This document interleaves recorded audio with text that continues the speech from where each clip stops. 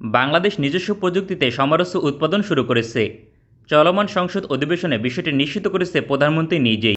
अस्सलामुअलैकुम वीवर, फिर से बहुत ही ज़्यादा इम्पोर्टेंट वीडियो है। बांग्लादेश जो है खुद अपनी ही कंट्री में जदीद और मॉडर्न किस्म की ड्रोन और साथ में एयरक्राफ्ट को मेड करना चाहता है। तो क्या है रिपोर्ट आप लोगों को इस वीडियो में दिखाया जाएगा। अभी तक आप लोगों ने हमारे चैनल को सब्सक्राइब नहीं किया हुआ, जल्दी से हमारे चैनल को सब्सक्राइब कर लीजिएगा। विदाउट वेस्टिंग टाइम वीडियो को स्टार्ट करते हैं।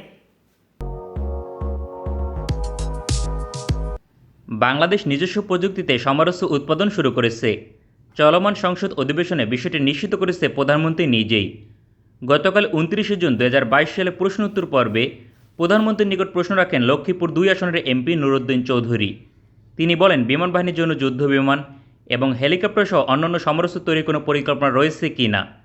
তার জবাবে প্রধানমন্ত্রী বলেন, যুদ্ধ বিমান এবং হেলিকপ্টার তৈরির জন্য অনেক দক্ষতা এবং অভিজ্ঞতার প্রয়োজন হয়। তবে বর্তমানে দেশের মাটিতে বেসিক প্রশিক্ষণ বিমান এবং ড্রোন তৈরির কাজ চলমান রয়েছে। এই সকল প্রকল্পের মাধ্যমে অভিজ্ঞতা অর্জন করবে। পরবর্তীতে ধারাবাহিকতায় একসময় দেশের মাটিতে তৈরি হবে যুদ্ধ বিমান এবং হেলিকপ্টার। এখন প্রশ্ন হচ্ছে, বাংলাদেশ বর্তমানে কী ধরনের ড্রোন এবং প্রশিক্ষণ বিমান তৈরি করছে। এছাড়াও নিজস্ব যুদ্ধ বিমান তৈরি করতে আর কত বছর সময় লাগবে, তাই তুলে ধরব আজকের প্রতিবেদনে। প্রধানমন্ত্রী সহ সকল রাষ্ট্রীয় উচ্চপদস্থ কর্মকর্তারা এতদিন জানিয়েছিল যুদ্ধ বিমানের প্রোটোটাইপ বানাচ্ছে বাংলাদেশ। বাংলাদেশের পক্ষে এই মুহূর্তে নিজস্ব যুদ্ধ বিমান তৈরি করা সম্ভব নয়, কারণ দক্ষ জনবল এবং প্রয়োজনীয় অবকাঠামো নেই। সেক্ষেত্রে এটি নিশ্চিত ছিল বেসিক প্রশিক্ষণ বিমান বানাচ্ছে বিমান বাহিনী। বর্তমানে বাংলাদেশের যে প্রযুক্তিগত সক্ষমতা রয়েছে তা দিয়ে বেসিক প্রশিক্ষণ বিমান তৈরি করা সম্ভব নয়। এক্ষেত্রে অবশ্যই একটি দেশের সহযোগিতা লাগবে, কারণ ইঞ্জিন সহ একাধিক সরঞ্জাম আমদানি করতে হবে। তাছাড়া দিক নির্দেশনা লাগবে প্রকল্পের সফলতা পাওয়ার জন্য। সর্বশেষ জার্মানি থেকে 24টি অত্যাধুনিক বেসিক প্রশিক্ষণ বিমান ক্রয় করেছে বিমান বাহিনী। জার্মানির গ্রুপ এভিয়েশন কোম্পানির সঙ্গে সম্ভবত এ বিষয়ে চুক্তি স্বাক্ষর করেছে বাংলাদেশ। সেক্ষেত্রে গ্রুপ 120 টিপি বেসিক প্রশিক্ষণ বিমানের উপর ভিত্তি করে তৈরি হবে বাংলাদেশের নিজস্ব প্রশিক্ষণ বিমান।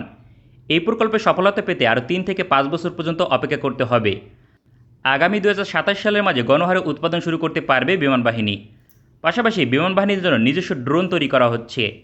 বাংলাদেশের অবস্থান থেকে এটি বলা কঠিন কী ধরনের ড্রোন তৈরি হচ্ছে, কারণ নজরদারি ড্রোন এবং অ্যাটাক ড্রোন উভয় তৈরি করা সম্ভব।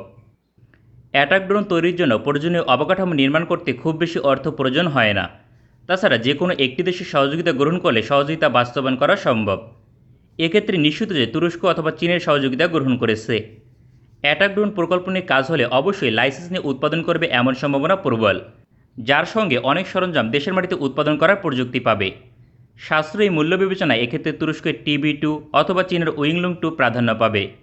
তবে বাংলাদেশ সম্ভবত অ্যাটাক ড্রোন নয়, নজরদারি ড্রোন নিয়ে কাজ চালিয়ে যাচ্ছে। এক্ষেত্রে ড্রোন প্রকল্পে নিজস্বতা বেশি থাকবে। তবে নজরদারি ড্রোন তৈরি করলে চীন এবং তুরস্ক থেকে সহযোগিতা নাও নেওয়া হতে পারে। এক্ষেত্রে ইটালির সহযোগিতা নেওয়ার সম্ভাবনা সবচেয়ে বেশি থাকবে। এমনও হতে পারে নজরদারি ড্রোন দিয়ে স্বল্প পরিসরে হামলা করা যাবে, এই ধরনের ড্রোন তৈরি করবে। ইতিমধ্যে বাংলাদেশ এই ধরনের মাল্টিরোল ড্রোন ক্রয় করেছে ইটালি থেকে।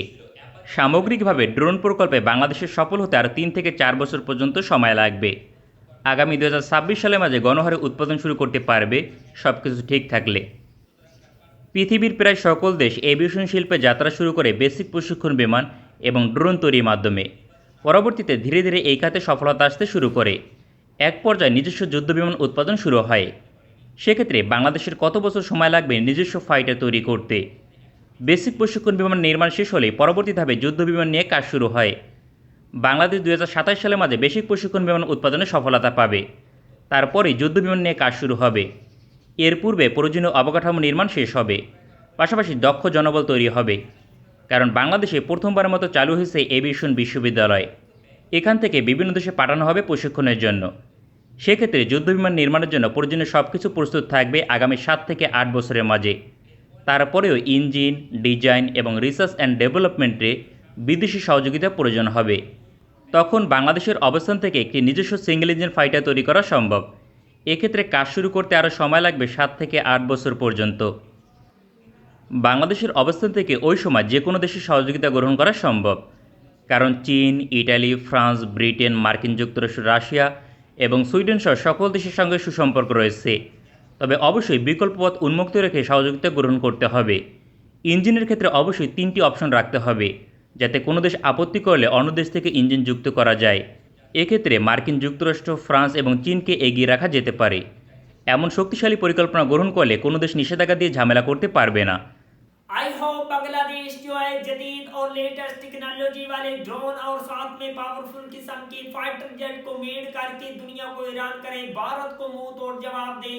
खुद अपनी ही कंट्री में ड्रोन और साथ में जदीद तरीन किस्म के लड़ाका फाइटर जेट को मेड करना एक बहुत बड़ी अचीवमेंट होती है। तो ऐसे में अगर बांग्लादेश खुद इन दो वेपन को मेड करता है, फाइटर जेट और साथ में ड्रोन, तो डेफिनेटली बांग्लादेश को बेनिफिट होगा, बांग्लादेश की आर्मी मजबूत होगी। मिलते हैं आपसे नेक्स्ट वीडियो में इंशाल्लाह, तब तक के लिए अल्लाह हाफिज।